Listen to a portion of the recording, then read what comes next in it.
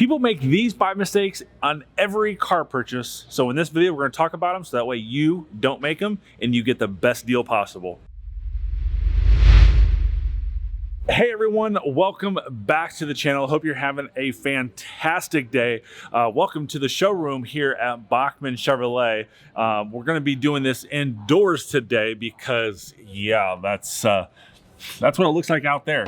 And I'm not gonna get wet. January 14th, 2000. That was my first day in the car business at Saturn of Fort Wayne in Fort Wayne, Indiana.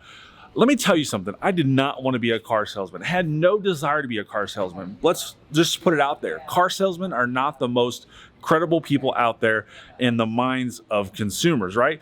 There are more good car salesmen in 2020 and 2021 and beyond than there ever has been in this industry. Most people who come to the dealership to work to help you buy a car are honest and ethical. There's a very, very small few out there that still give dealerships bad names. There are still bad dealerships out there. There are still great dealerships out there. Again, the great dealerships outweigh the bad dealerships. So one of the things that I made myself a goal almost 21 years ago was to change the automotive industry. I don't know how I was going to change the automotive industry as a 20-something-year-old kid, just no idea what I was doing. I took the job because they were guaranteeing me $1,800 a month and then with available more money every time I sold a car. So I'm like, sweet, I think I can do this. And I grew a passion into selling cars. I love selling cars, but the thing that is the most important, the number one thing that I do is I walk into the dealership and I make sure I do it in an ethical and professional manner every single time. And that's when it dawned on me a few years ago is I need to change the automotive industry by making videos. So that's where this video is coming in. So let's get into the 5 mistakes you make when buying a car. So that way, the next time you come buy a car, you don't make these mistakes and you walk out with a great deal. Number 1. You come to a dealership hungry. Never, ever, ever come to a dealership on an empty stomach. Make sure you come when you have had a good meal. Don't skip lunch. Don't come at 11 o'clock and expect to be out of here in a couple minutes and be able to go get lunch. Say, hey, a lot of times people will be like, we'll go to the dealership and then we'll get lunch afterwards. The next thing you know, it's 3 or 4 o'clock and you're absolutely starving. Bad decisions. Regardless if you're buying the car or not buying the car, bad decisions happen when you do not have food in your stomach. Food is energy. It gives you the power to make sure that your mind is thinking correctly. So make sure you come to a dealership with some food in your stomach. Hey, don't forget, before we get to number 2, this video is sponsored by ChevyDudeStore.com. Check out ChevyDudeStore.com and pick up your new Chevy Dude merch. Link is in the description below, ChevyDudeStore.com. If you don't want to buy some merch, use the Amazon link down in the description below every time you shop on Amazon. Now, on to number 2. Number 2, and that would be coming into the dealership without a vehicle in mind. This is a absolute huge mistake. It's a huge time waster for you, most importantly, and for the dealership. When you walk into that front door back there and just blindly look for a salesperson and talk to that salesperson and tell them what you're looking for and you don't have a vehicle in mind, one, it's kind of annoying to the salesperson, but we're not too worried about what the salesperson's annoyed about and what they're not annoyed about. But most importantly, it puts you in a disadvantage because it puts them in control and not you in control. If you walk in and say, hey, listen, I want to see that 2018 Chevy Tahoe that you guys have, the white one, boom. That means you've done your research, you looked at Carfax, you looked at pricing, you compared shopping on that vehicle. That puts you in a big advantage over walking into the dealership and letting the dealership show you the vehicle that might meet your wants and needs. By doing that research at home and doing the price comparison, doing the shopping, looking at the Carfax, you're almost guaranteed 100% of the time to have a good buying experience and not make a bad buying decision on a car they chose for you rather than you choosing for you. Number 3. Number 3 is super, super important to make sure you don't make this mistake when car shopping. So, 1, we're trying not to annoy the salespeople, right? Not annoying salespeople is not extremely high priority, but we are using them to get a great deal on a new or used vehicle. So, make sure you set an appointment with the salesperson. By setting an appointment, it shows your commitment. When you're on time, make sure you're on time.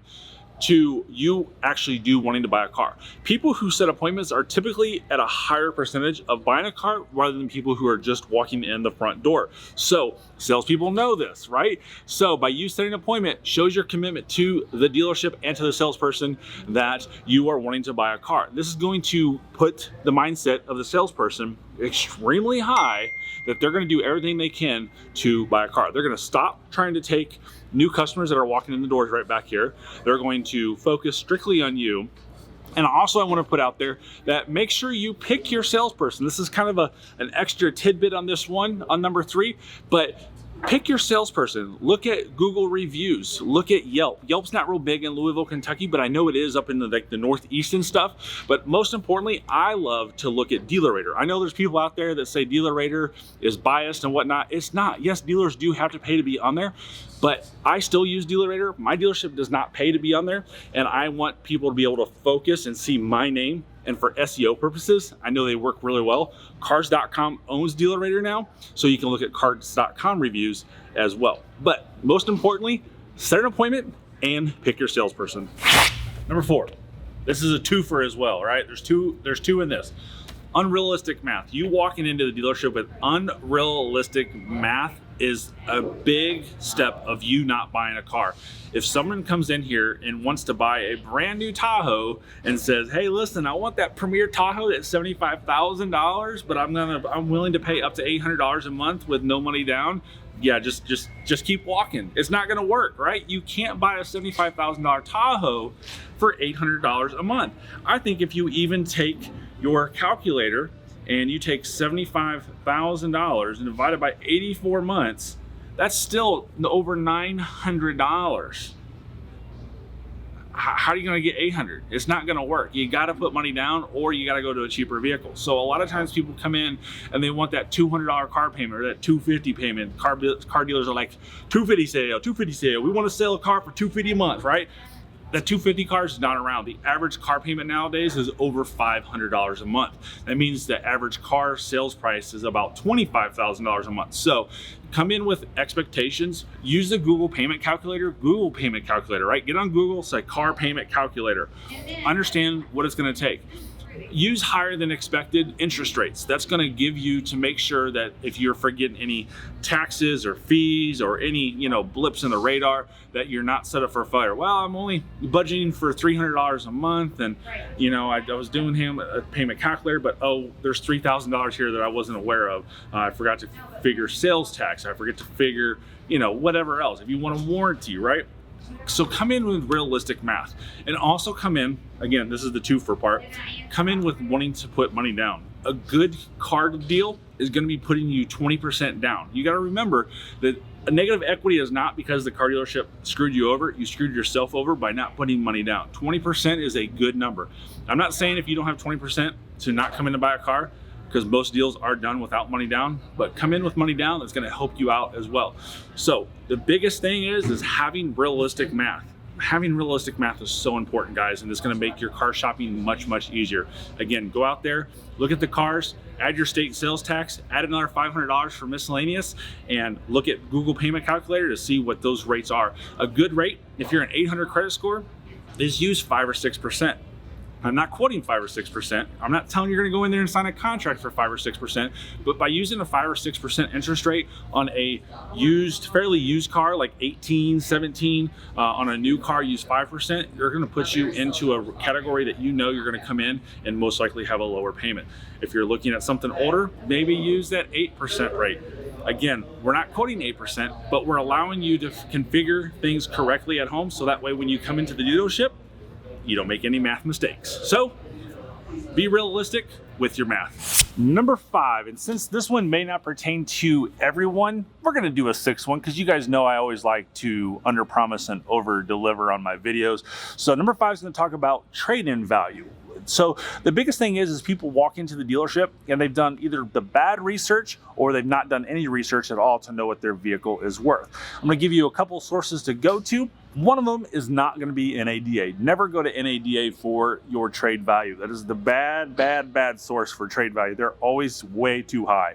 And that's gonna lead you to some, just some discomfort or some back and forth to the dealership that you don't want. So the best places to go to is Kelley Blue Book, and you need to go to Kelley Blue Book Instant Cash Offer, not just going to evaluate your car.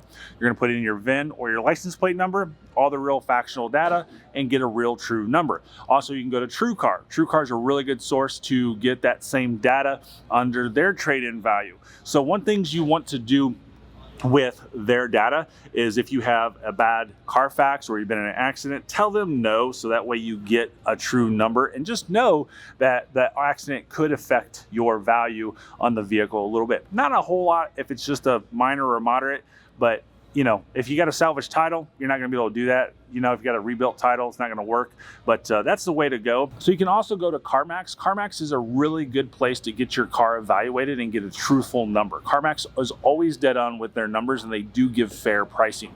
The disadvantage of going to CarMax is, one, the time they take. I've done a video on that. And then secondly, if you have trade credit that you get based off of where you live and title your vehicle, you're not going to get your tax credit that you're there getting if you sell your car to CarMax. But it is a good place to get an evaluation on your car and be truthful.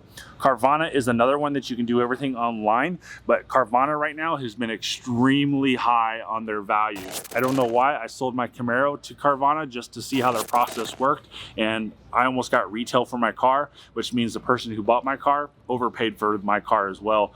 So those are your sources for trade-in values, and trading in a car is sometimes the best resource. You don't have to deal with the public, you don't have to deal with scams, you don't have to deal with someone stealing your car, you don't have to put it to your address, you don't have to have someone come into your house, you don't have to take time to go out to a third-party place, all that good stuff. So trading your car is usually a good thing, but I know a lot of people are gonna put in the comments, never trade your car in because dealers are gonna scam you. But using this tip in number 5, you won't have to worry about getting scammed and getting a real true number on your car. And the last one, guys, number 6. Number 6, this one is such a huge thing. For 21 years of selling cars, this is always brought up into the dealership, and it's just brutal for everybody involved. Again, we're not going to appease to the car salesman. This is for you, right? It's your money, it's your hard-earned effort to get this car. But don't walk into a dealership and say, hey, listen, I've only got 60 minutes, I've only got 20 minutes. You can't buy a car in 20 minutes. It's just impossible, right? Do all your research, do exactly what I said earlier in the video, and set up your appointment, set up your times, pick your salesperson, and that way you come in and you're ready to do business and you're ready to get something done when everything falls in line. So don't come in with a limited time frame. You got to pick up little Johnny at 4 p.m. and it's 2:30. You might want to make sure and clarify with the dealership that, hey, how long does this usually take? You know, a good car deal nowadays is still 3 to 4 hours, regardless of where you go. People will be like, it's brutal, man. This is worse than buying a house. You're doing an entire transaction on a major purchase in 3 to 4 hours, where a house sometimes takes weeks and months, and you only have to sit there for a few minutes to sign paperwork. Remember that. It's a huge difference between buying a house and buying a car over weeks and time, where you're just doing it in 3 or 4 hours. But the average car buying experience right now is 4 hours. So accommodate 4 hours into your schedule to buy a car.